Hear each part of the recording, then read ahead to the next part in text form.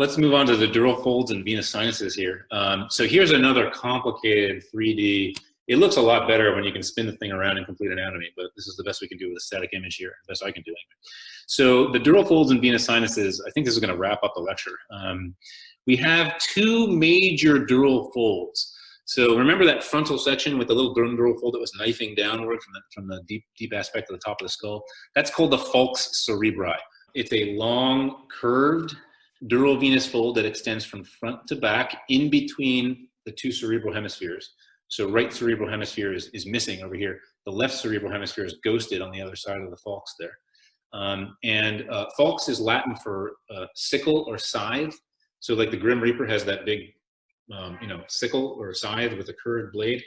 Somebody thought this falx cerebri looked like that. It reminded them of that blade, so that's why they call it that.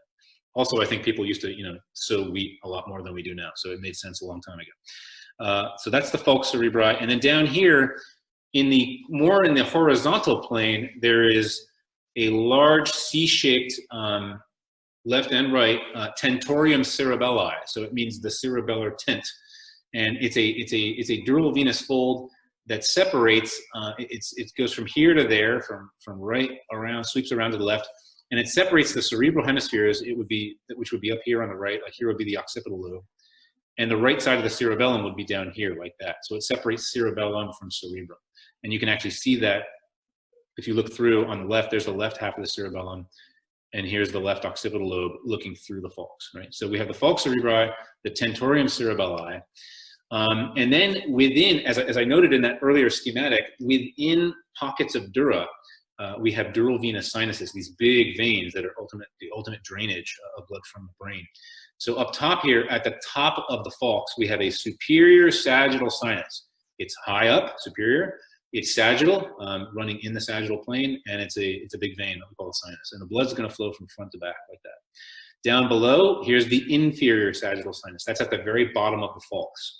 These two sinuses were actually depicted earlier in that frontal section, which showed a coronal section through the falx. Both of these drain back towards the back of the falx.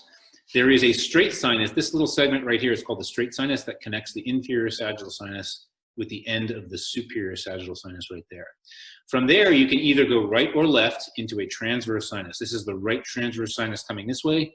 You can barely see it, but the left transverse sinus is like way back there like that, okay, going that way. And then if you take the right transverse sinus leading to the right sigmoid sinus. And then finally, I barely had room to squeeze this down below.